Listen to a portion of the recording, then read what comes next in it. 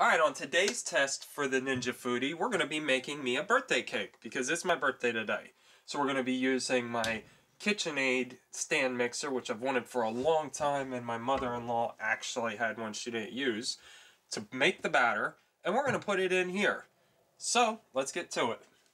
Then it's going to be put in this bump pan.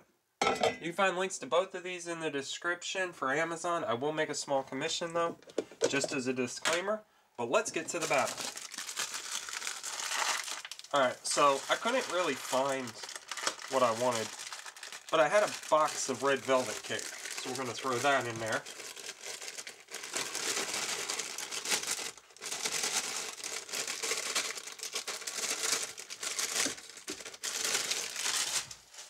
Alright, and this is the butter bump pan, we don't need that. Then we need 1 1/4 cups water.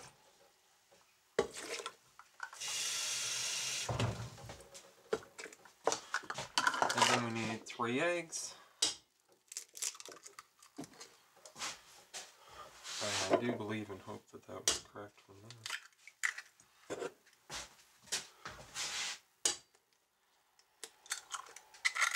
And we need 1/4 cup of oil. Remember, good hygiene. Wash as you go, keep things clean.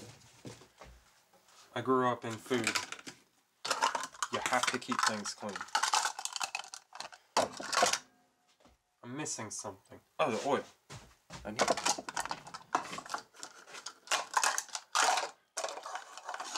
Third of a cup of oil. Vegetable oil.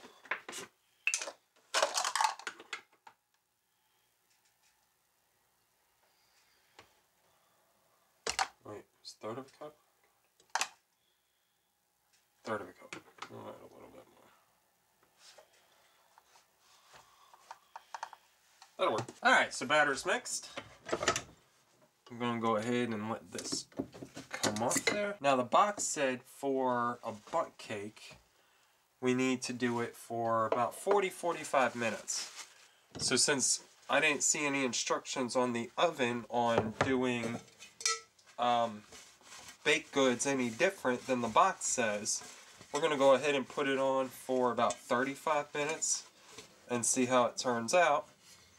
And then we'll come back and adjust it as necessary. But I think 35 minutes, especially testing out that pizza last night, I really think 35 minutes will definitely at least be enough for the cake to be set, and we're not going to ruin it if we check it.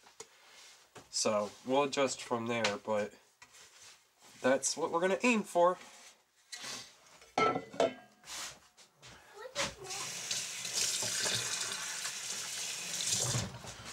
Alrighty, let's pour this in there, scrape it. I had a scraper, there it is.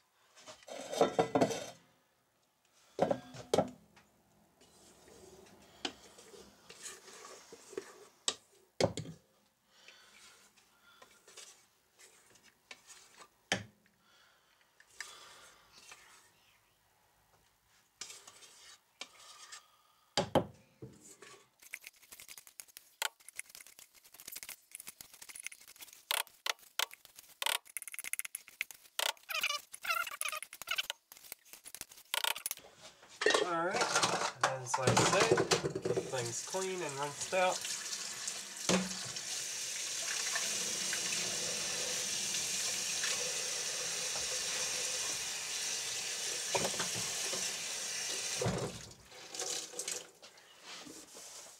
I'm going to throw this in and get it going. Oh, this is birthday dinner.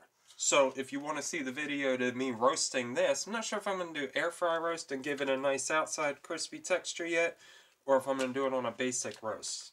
But we're going to test this one out, so look for that video. And you can watch the whole video where all these are put together in one on the card at the end of the video. Alright, so we're going to unplug this, and we're going to turn this one on, and then we're going to go to bake. And it said to preheat at 325 for non-stick, but this has a 90-second preheat.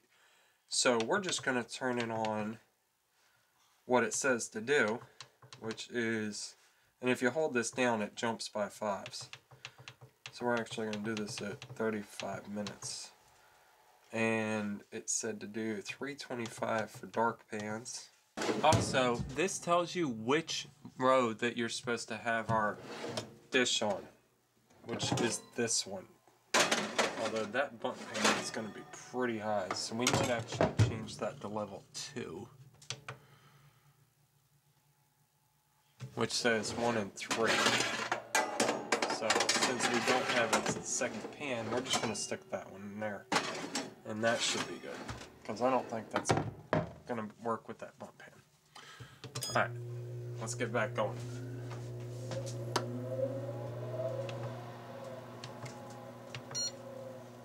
Alright, when it's preheated, it'll beep. That was actually really quick.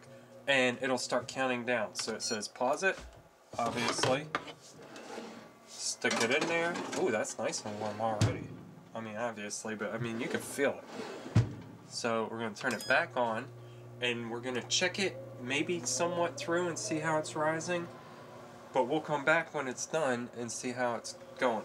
Alright, so it's been the 35 minutes. We're going to check it. Whoa, that thing has risen. Man, look at that cake. Oh, look at it. That thing is amazing. I have not had it. Look how round and perfect it is.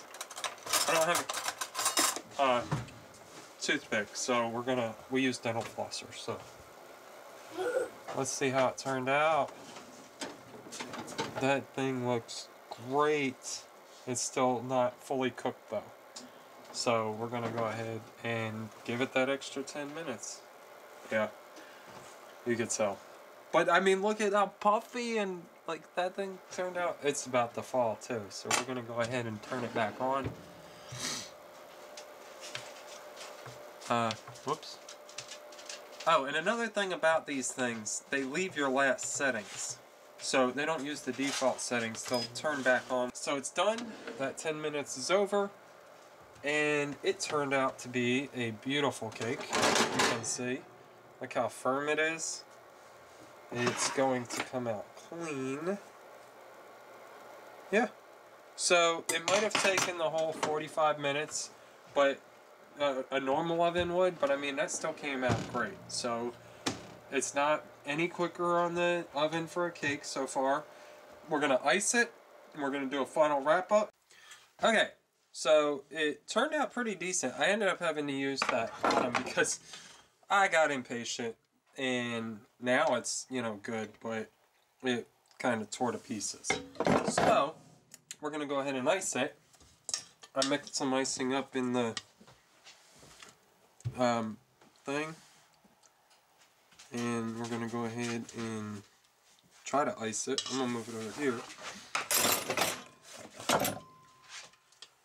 but it's done and it's nice and cool.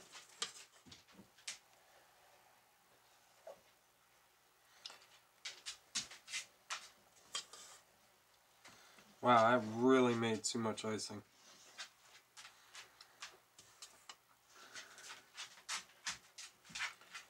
It's not drizzling like I wanted it to. Oh well. It'll be alright.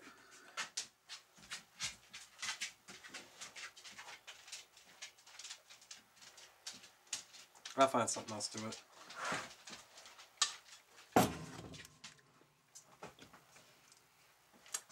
Well, I'm not a big icing person, so that was kind of a little much. But, yeah, there's the bundt cake.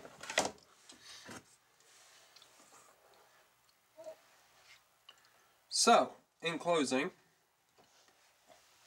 I think it turned out really good. I've been munching on this stuff, and this stuff right here is just baked so moist and so good, which is probably why it tore.